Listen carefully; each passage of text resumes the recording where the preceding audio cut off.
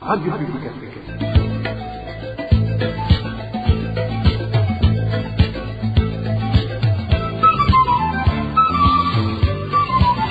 Radio Publique Africaine.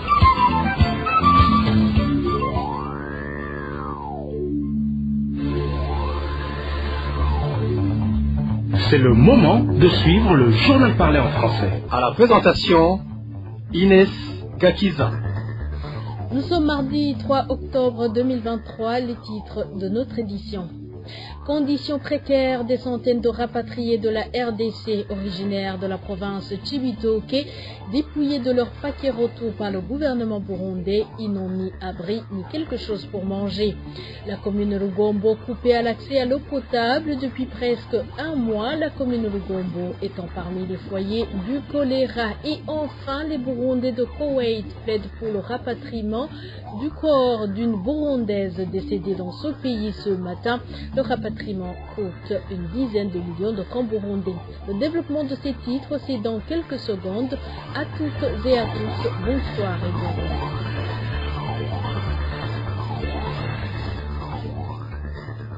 Encore une fois, bonsoir. Ouvrons par la page Droits de l'homme. Floribert Bitangimana, le jeune homme qui avait été kidnappé la nuit de dimanche dernier à Muzinda, en commune Lugazi de la province Bubanza, est libre depuis ce mardi. Les informations fournies par ses proches indiquent qu'il était détenu dans l'un des cachots du service des renseignements à Bubanza. Floribert Bitangimana n'a pas été signifié du motif de son arrestation et de sa détention. La famille salue la contribution des autorités administratives dans cette province pour la libération du leur. Et je viens de vous le dire, ils continuent de supplier le gouvernement du Burundi ainsi que les bienfaiteurs de leur venir en aide. Ce sont les rapatriés de la RDC originaires de la province Cibitoke qui viennent de passer à peu près 3 semaines sans aucune assistance du fait qu'ils ont été dépouillés de toutes les aides du HCR à leur arrivée sous les ordres du ministère de l'Intérieur. Les détails avec Emmanuel Niungeko.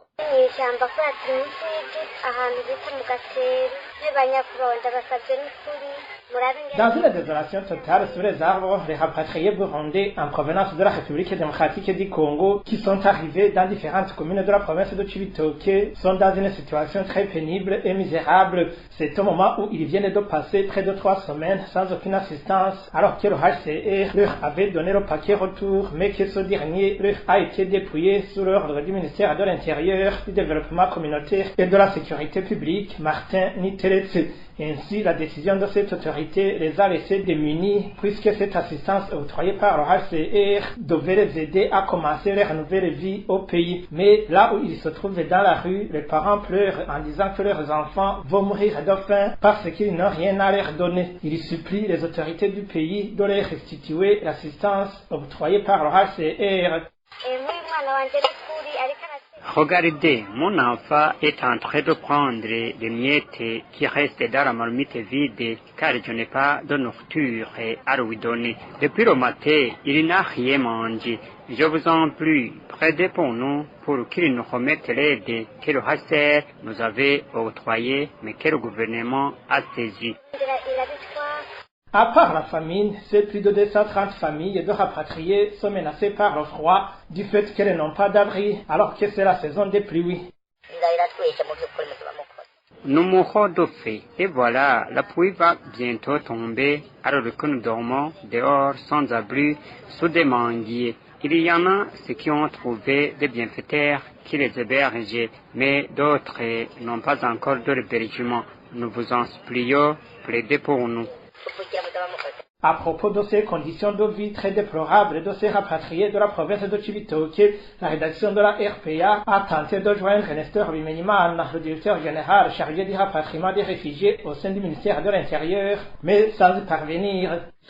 Politique à présent, remaniement ministériel ce lundi au sein du gouvernement de la République du Burundi. 4 nouveaux ministres ont été nommés, à savoir celle de la santé publique et de la lutte contre le sida, celui de l'environnement, agriculture et élevage, celui de la fonction publique, du travail, de l'emploi, ainsi que celui en charge de l'intégration dans la communauté est-africaine. L'édité avec Marie-Ange Ilakodze. Les 4 nouveaux ministres qui viennent d'être nommés au gouvernement du Burundi et celle de la santé publique et de la lutte contre le sida, Dr Lidwine Baradahana, qui remplace Dr Sylvie Nzeyimana. C'est lui en charge de l'intégration du Burundi dans la communauté est-africaine, Gervais Abayeho, au remplacement d'Ezekiel Nibigira, celui de l'environnement, l'agriculture et l'élevage, Prosper Dodiko, qui remplace Sanctus Nidagira, qui était à la tête de ce ministère depuis le 8 septembre 2022, ainsi que celui de la fonction publique, du travail et l'emploi, Veniste Muyabaga, au remplacement de Deogracias Lusengwamihigo, qui était lui aussi à la tête de ce ministère depuis le 8 septembre 2022. Deo Lusengwamihigo est le seul ministre parmi les membres du gouvernement actuel qui fut ministre dans les gouvernements qui ont précédé le régime CNDD-FDD. Il était également le seul ministre qui n'était pas membre du parti CNDD-FDD car il est du parti PRP. Il fut cependant président de la coalition des partis politiques qui avait soutenu le 3e mandat controversé de feu président Pierre Nkurunziza et a soutenu ouvertement le président Evariste Ndayishimiye lors des élections de 2020. À l'instar du ministre Sanctus Nidagira, Deo Lusengwamihigo vient de passer une année seulement au gouvernement burundais en tant que ministre de la fonction publique, du travail et de l'emploi. Son nom a été beaucoup connu quand il a révélé en avril 2023 qu'il y a beaucoup de fonctionnaires fictifs qui sont payés par l'État. Deo Lusengwamihigo vient d'être remplacé par Venus Muyabaga, représentant d'une association locale en charge des droits humains proche du pouvoir CNDD-FDD. Son association appelée Verinahe a beaucoup manifesté son attachement et soutien au pouvoir burundais lors de ces dernières années depuis la crise politique de 2015 déclenchée par un 3e mandat controversé de feu président Pierre Nkurunziza. Merci Marie-Ange Ilakodze. Politique toujours, le président de l'Assemblée nationale du Burundi appelle les honorables parlementaires à éviter de poser beaucoup de questions à leurs invités, et surtout au Premier ministre Daniel Gelaz Ndabirabe a lancé cet appel ce lundi lors de la présentation des réalisations du gouvernement au cours du 2e semestre de l'année budgétaire. Pour Gelaz Ndabirabe, poser beaucoup de questions n'avantage en rien. Écoutez-le. Mu minsi iri imbere nitwongera kuzaduhurira hano mu bintu bijanye na raporo y'umushikiranganje wa mbere muzoze mutegura ibibazo bikeyi mugabo ibibazo koko natwe tugira icyo. Prochainement, quand on sera face au Premier ministre pour le rapport, il faudra préparer peu de questions, des questions qui nous avantagent, des questions en rapport avec le rapport. Très peu de questions, par exemple 5 questions uniquement. C'est suffisant pour le Premier ministre. Pouvons morceler des questions et donc des idées. Pose une question mais qui soit globale.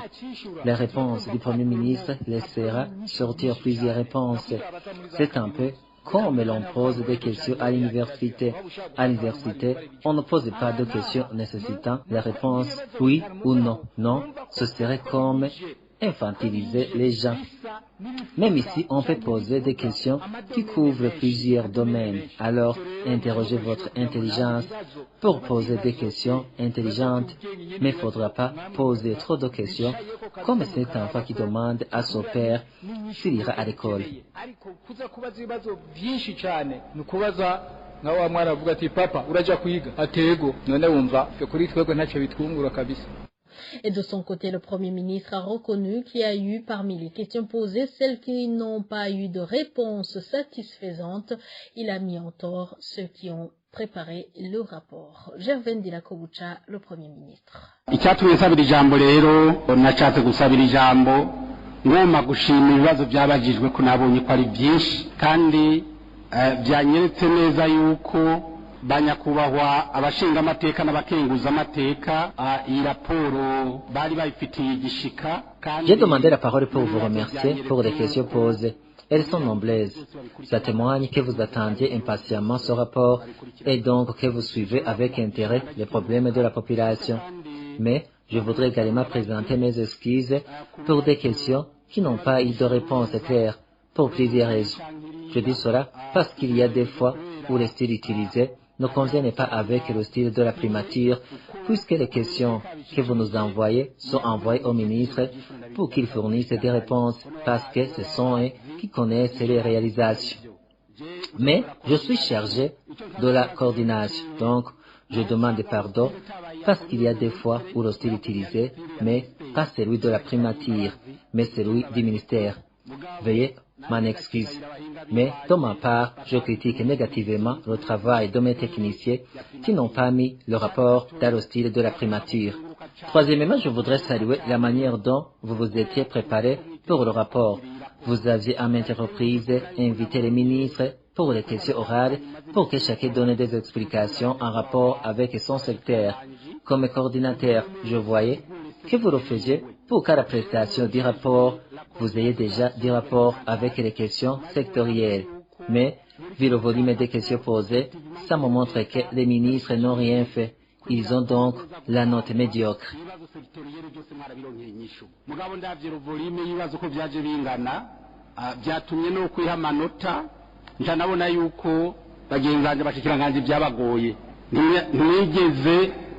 mwishugwa neza nico kimenyetso naho yari raporo d'activité n'indibazo byatumye bigarukamwe. La présentation a eu lieu devant le Parlement réuni en congrès. Dans nos éditions ultérieures, nous reviendrons sur certaines questions posées et leurs réponses. Certains habitants de la zone Kilemba, province Ngozi, s'indignent des pratiques de certains notables collinaires qui mettent en avant les intérêts du parti CNDD-FDD plus que leur rôle. Selon ces habitants, ces notables exigent à toute personne qui cherche leur aide de cotiser d'abord pour le parti CNDD-FDD. Éloge Divin, Remesha. C'est sur 4 collines de la zone de Kiremba, en province d'Ongozi, que différentes sources de la RPA indiquent que des notables collinaires exigent aux individus qui sollicitent leur aide de payer d'abord des contributions pour le parti CNDD-FDD. Un des habitants de la zone de Kiremba précise que la contribution exigée est 2000 francs burundais. Si tu vas solliciter de l'aide aux notables collinaires, ils t'exigent de donner d'abord une somme de 1000 francs et ils indiquent qu'elle est destinée à la contribution du parti CNDD-FDD. Ils disent que cet argent va être utilisé pour acheter du matériel de sonorisation pour le parti au pouvoir. Cela se fait au niveau des collines Gwimbogo, Chagwa, Kivuye et Gahororo. Ces habitants déplorent ainsi le comportement de ces notables collinaires qu'ils qualifient de vol organisé.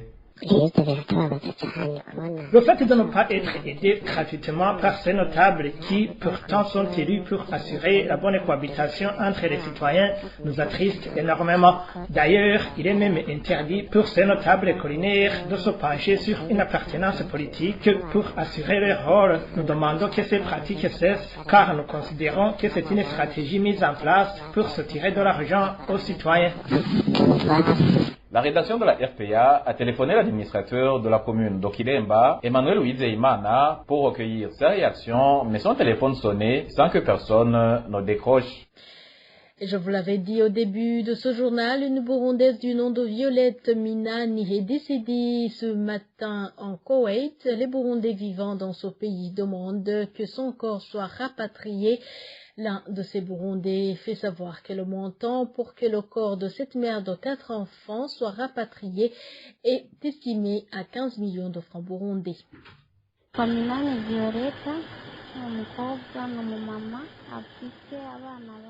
Elle s'appelle Minani Violette, mère de 4 enfants. Elle est originaire de la province d'Ongozi. Elle est tombée, mais elle n'était pas malade. Son ami m'a appelé et je suis allé la voir.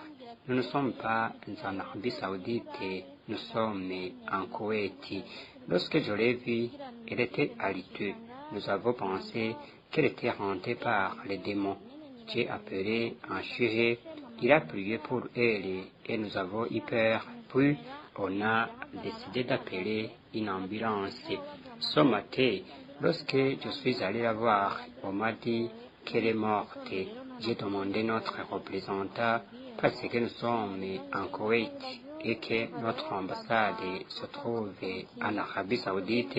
Il m'a dit qu'il n'est sûr que son corps peut être ramené au pays. Je ne sais pas à quel effet se vouer. Sa famille est en train de poser questions. Je ne trouvais pas de mots pour leur expliquer. Aidez-nous pour que son corps soit ramené au pays. Ce passeport est disponible, mais le rapatriement de son corps exige une somme exorbitante. Aidez-nous, ce sera aussi une aide pour ses enfants. Une mère qui a 4 enfants, je pense qu'il ne sera bien que ses enfants l'enterrent.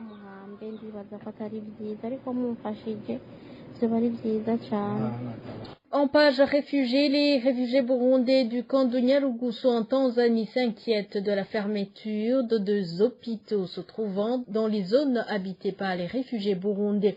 Ces réfugiés demandent l'intervention de tous ceux qui luttent pour les droits des réfugiés pour plaider en leur faveur. Elvis Niomongere. 2 des hôpitaux des cas des réfugiés de Nyarugusu en Tanzanie ont été fermés la fin de la semaine dernière. Il s'agit d'un hôpital implanté dans la zone 9 et un autre implanté dans la zone 11. Les réfugiés burundais du cas de Nyarugusu estiment qu'il leur sera difficile d'accéder aux soins. Les gens témoignent certains des réfugiés. Ces hôpitaux étaient souvent débordés par le nombre de patients. Il y faisait une longue queue et à cela il s'ajoutait l'insuffisance des médicaments. Ces hôpitaux nous aidaient beaucoup parce que des gens qui se font soigner sont très nombreux. On pouvait s'y rendre depuis le matin et on arrivait vers 16 heures sans être traité. Mais, malgré tout, ces hôpitaux nous aidaient à l'accès aux soins et s'il advenait qu'une personne souffre du paludisme, on lui donnait tout de même le paracétamol et un peu d'autres comprimés. Maintenant, il restait seulement l'hôpital de la zone 8 et 10. L'hôpital de la zone 10 traite seulement les femmes enceintes et celles qui vont accoucher et les enfants de moins de 2 mois. Ces réfugiés estiment que la fermeture de ces 2 hôpitaux a un lien avec les persécutions des gouvernements tanzaniens et burundais à leur endroit pour les contraindre à retourner au Burundi. Ils demandent à ceux qui sont chargés des questions des réfugiés de plaider pour la réouverture de ces structures sanitaires. Le 1er août, une délégation burundaise a été en visite dans notre camp. Étant au terrain de la zone 10, ils ont bien annoncé que l'accès aux soins de santé allait être désormais difficile. Nous ne pouvons rien faire, mis à part la prière, et lancer des alertes pour que des gens qui peuvent discuter avec le gouvernement tanzanien ou les responsables des camps dans ce pays, et même le HCR, nous entendent et peut-être nous aider. Ceux qui estiment que les réfugiés ont le droit de vie et d'accès aux soins doivent demander pourquoi ces hôpitaux ont été fermés et plaider pour leur réouverture. Au cas contraire, nous allons périr.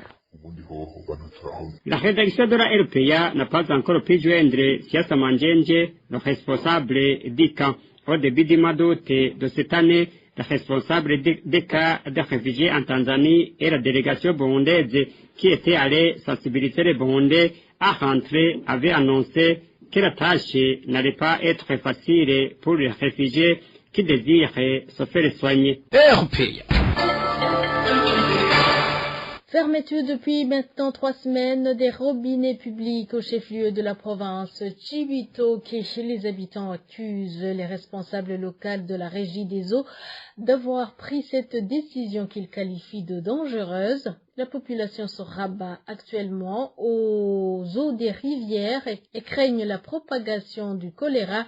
Déjà, en commune Rugombo, il y a encore des personnalités à cause de cette épidémie. Eric Nionzima. La pénurie d'eau sur les robinets publics au chef-lieu de la province de Chibitoke dure maintenant plus de 3 semaines. C'est une pénurie qui, selon la population locale, a été prise par la décision de fermer les robinets publics prise par le chef d'antenne de la régie des eaux en province de Chibitoke. Une mesure qui, selon la population, aurait été prise pour l'intérêt de certains commerçants œuvrant dans le domaine des hôtels ou des cabarets. Le bas peuple qui vivait grâce aux robinets publics consomme l'eau aujourd'hui de Nyamagana. Nous, habitants du secteur du Siga et Sahara, nous ne savons pas à quel se vouer car ici chez nous, depuis longtemps, il n'y a pas d'installation de tuyaux d'eau et actuellement, après la fermeture de robinets publics, on puise l'eau dans une rivière qui facilite l'extraction des minéraux. C'est la rivière Nyamagana qui a de l'eau très sale, surtout à cause des activités d'extraction de l'or. C'est cette eau qu'on boit et qu'on utilise dans tous les travaux ménagers. Ceux qui y a les moyens peuvent bouillir cette eau, mais n'oubliez pas que le prix du charbon est très cher. Les habitants de Lugombo craignent l'augmentation des cas de choléra. Ils demandent aux administratifs provinciaux de leur venir en aide. Il faut plaider pour nous et demander à l'administrateur communal et au gouverneur s'ils sont informés à propos de notre situation. Nous sommes très étonnés du fait qu'ils ont donné l'eau à ces patrons qui ont des véhicules et pouvoir aller chercher l'eau dans de longues distances. Et pourtant, ils ont fermé les robinets publics que nous, les pauvres, utilisons. Comme la choléra est déjà présente ici, nous avons tellement peur d'attraper cette maladie. Georges Ishiageze, chef d'antenne régie des eaux en Chibitoke, reconnaît avoir fermé des robinets publics. Il dit qu'il a pris cette décision parce que les gestionnaires ne respectent pas les prix fixés par le gouvernement. Merci Eric. Nyondima est retour sur Bujumbura avant de clore cette édition. Coupure répétitive et prolongée du courant électrique en zone Musaga de la commune urbaine Moura. Cette situation dure maintenant près de 3 mois et souvent les quartiers de cette zone ne peuvent en avoir que pendant 2 heures. Cette situation met en difficulté l'économie de certaines familles, surtout celles qui dépendent des activités génératrices de revenus nécessitant du courant électrique. Denis Claire, il a trouvé. C'est déjà le 3e mois depuis que la zone Musaga connaît une sérieuse perturbation d'alimentation en courant électrique. Par jour, les habitants de cette zone indiquent qu'ils peuvent avoir du courant électrique uniquement pendant 2 heures, ce qui cause d'énormes pertes pour des gens qui exercent des activités génératrices qui exigent du courant électrique.